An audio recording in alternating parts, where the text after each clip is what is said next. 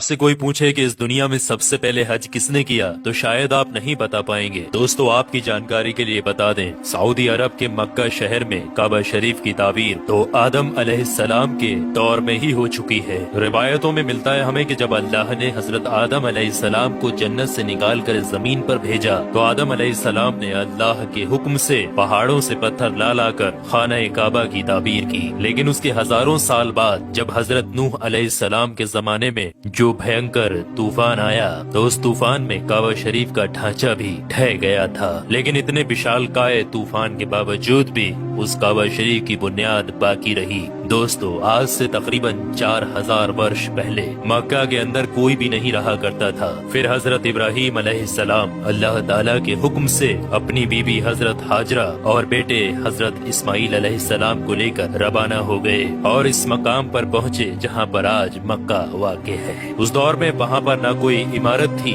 न पानी और न ही यहाँ पर कोई रहा करता था। दरख्तों के नाम पर सिर्फ बबूल वगैरह की झाड़ियाँ हुआ करती थी। हजरत इब्राहीम अलैहिस्सलाम ने बीवी और बच्चों दोनों को यहाँ बैठा दिया, थोड़ा सा पानी और खजूरों को भी पास में रख दिया और फिर आप अलैहिस्सलाम शाम की तरफ चले गए। हजरत इब्राहीम अलैहिस्सलाम दूसरी बार जब मक्का शरीफ आए तो कयाम ना किया, लेकिन जब तीसरी बार तशरीफ लाए तो हजरत इस्माइल अलैहिस्सलाम से फरमाया कि बेटा, अल्लाह ताला ने मुझे एक हुक्म दिया है। तो हजरत इस्माइल अलैहिस्सलाम ने कहा तो इदात कीजिए। तो हजरत इब्राहीम अलैहिस्सलाम ने कहा कि अल्लाह ताला ने मुझे हुक्म दिया है कि यहाँ पर एक घर बनाओ।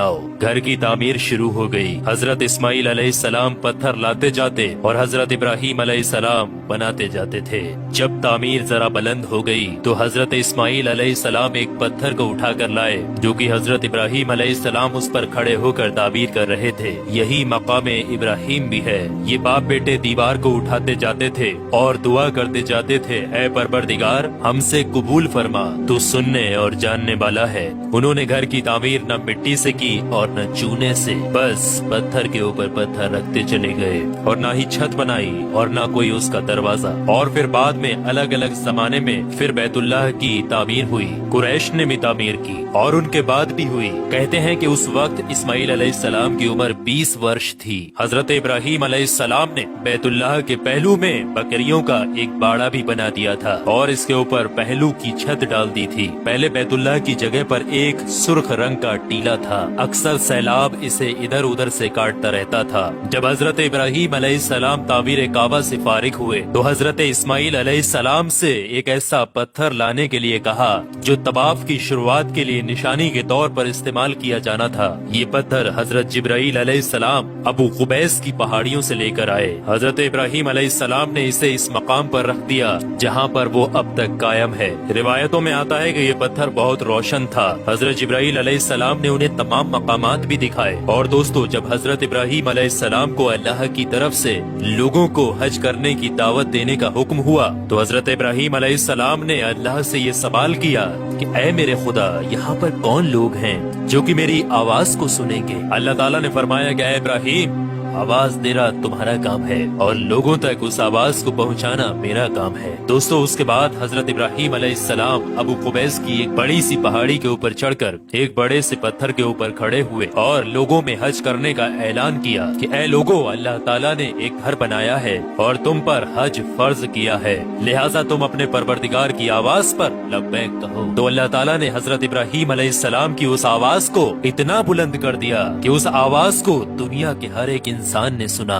यहाँ तक कि पेड़ पौधों को भी वो आवाज सुनाई दी, जिसकी वजह से पहाड़ और पेड़ पौधों में भी ये ख्वाहिश हो गई कि वो भी अल्लाह के इस पाक घर की जियारत करें। अल्लाह ताला ने हजरत इब्राहीम अलैहिस्सलाम को ये हुक्म दिया कि वो इस घर को रुकू और सजदा करने वालों के लिए पाक और साफ रखें। उलमा इकराम के मुताबिक हजरत इब्राहीम अलैहिस्सलाम के इस ऐलान के बाद ही हज की शुरुआत हुई और सबसे पहला हज हजरत इब्राहीम अलैहिस्सलाम ने ही किया।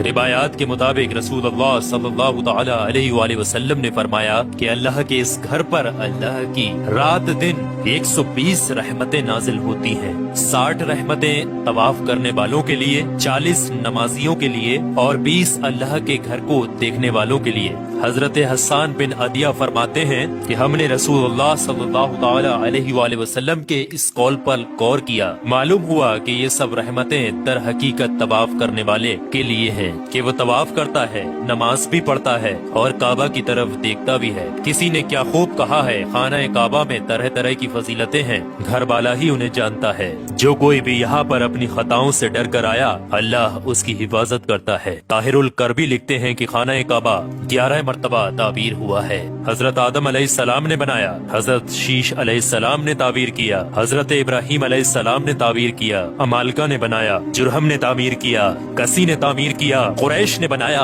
अब्दुल्ला बिन जुबैर रदियल्लाहु ताला अन्हु ने ताबीर किया, हज्जाज बिन यूसुफ ने बनाया, सुल्तान मुराद ने ताबीर किया, जो कि आले उस्मान में से था। दोस्तों आपको बता दें, जो काबा शरीफ की ताबीर के लिए हलाल माल इकट्ठा किया गया था वो काफी नहीं था, इसलिए 6 हाथ एक बालिस्त जगह कम कर दी गई थी और एक छोटी सी गोल दीवार बना दी थी ताकि लोग इसके बाहर तवाफ करें। काबा के अंदर उन्होंने 2 सफों में 6 सुतूर रखे थे जिसके ऊपर छत थी। उससे पहले काबा शरीफ के ऊपर छत मौजूद नहीं थी।